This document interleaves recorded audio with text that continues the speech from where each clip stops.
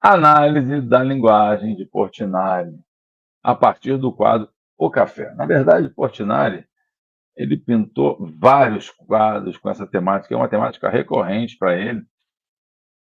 E aí eu pergunto para você, por que é recorrente para Portinari uma pintura sobre o tema café? Olha que coisa curiosa, né? A pessoa pintar sobre café, aquele povo ali carregando saco de café. Por que é recorrente? Vamos lá, eu vou dar mais 10 segundos, vou contar no meu relógio invisível aqui. Pronto, já deu 10 segundos. Por quê? Está na vida dele, está na história dele. Tudo está na história da gente, tudo que a gente pinta. E eu estou falando de Portinari.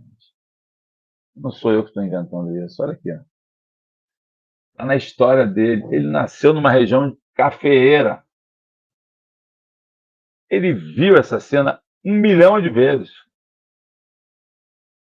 O povão lá, ó, saca de 25 quilos, 50 quilos no lombo carregando.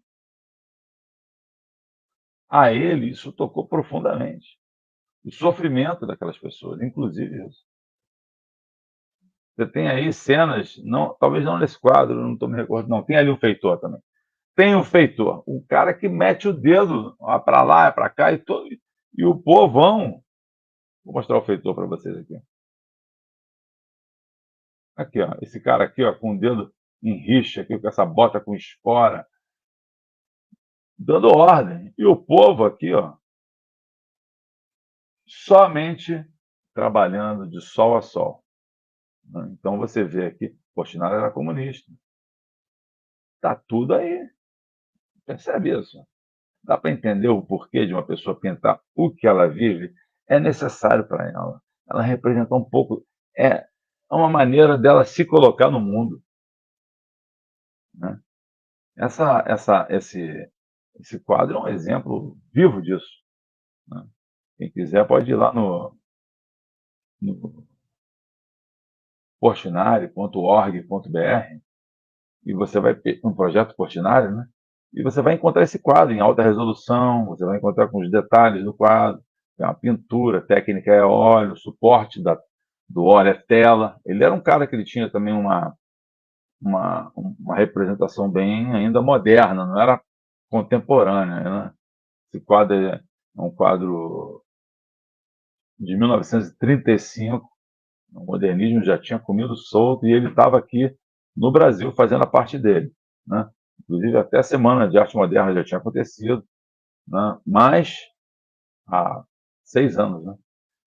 Mas ele estava aqui, o Portinari, trabalhando isso. Então você percebe, né, a linguagem do Portinari toda aqui, toda aqui. Uma perspectivação, obviamente, não rigorosa. Né? Ele tem uma coisa muito, uma organização quase geométrica, como na verdade são, né? Essas cenas no mundo real, né? Essas cenas de plantação, você vê que as plantações elas seguem carreirinhas, né, de plantas, é tudo muito organizadinho. E ali o pessoal estava colhendo. Então, obviamente, um trabalho que envolve uma certa organização, até para não se perder a produção. Né? E o Portinari, ele fez muitos estudos para chegar nisso daí. Inclusive, isso faz parte vamos dizer assim, da linguagem dele, né? Esse tipo de estudo. Eu vou mostrar aqui para vocês, deixa eu ver se eu acho aqui, peraí. Rapidinho, rapidinho. Olha aqui, ó. Esse moço aqui, ó, tá aqui, ó. Olha o estudo dele. Você vê que ele faz um estudo. Esse estudo foi um estudo feito a carvão sobre papel. É um estudo para o quadro que a gente acabou de ver. Né? Esse quadro aqui. Esse moço aqui, ó, aqui na base, parte inferior direita, segurando um balde, está ele aqui. Né? O Portinari, ele tinha essa linguagem e tinha essa maneira de lidar, né, ou seja, ele teve uma formação acadêmica, né, foi um cara que aprendeu na academia de desenho, então ele, obviamente, ele não, obviamente não, que muitas pessoas depois abandonaram, mas ele não abandonou essa maneira de trabalhar. Ele desmembrava, né, o quadro em pedaços, como o Picasso fez, enfim, como alguns artistas fizeram. Esse quadro é um quadro relativamente grande, 1,95 m por 130, 1,95 m por 1,30 m, né? Quase 2 metros por 1,30 m. É um quadro grande, pode-se dizer. Não é um painel, mas é grande. E aí, obviamente, para ele compor isso aí, da maneira dele, ele precisou fazer esse tipo de, vamos dizer assim, estudo, parte a parte, né? Ele tinha esse método, ele era muito metódico, ele não era uma coisa, não era tão caótico, vamos dizer assim. Ele tinha para ele era necessário, para a linguagem dele, era necessário que ele organizasse. E ele fazia isso com muita maestria, realmente. E com isso ele representou um Brasil, ele foi muito representativo de um Brasil de uma época, né? Nos anos 30, 40, 50, o Brasil era muito agrícola, era um país essencialmente agrícola, indo para a urbanização, né? Que começou a crescer forte nos anos 50, 60, 70, aí pronto, né? Aí o Brasil virou essencialmente urbano. E toda essa parte de plantação, etc., a mão de obra toda migrou para os grandes centros e houve a coisa das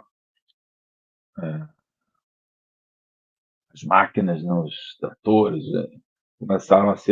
começou a ser menos manufaturado e uma coisa mais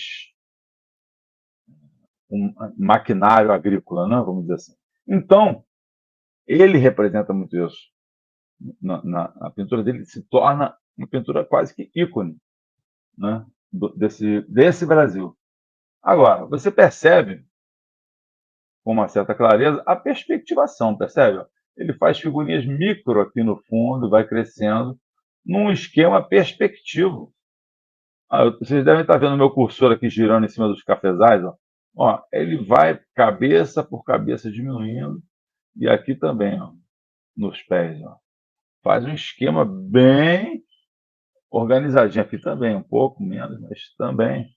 E é reto, né? Ele não faz nenhuma oscilação plano, o terreno é reto, né?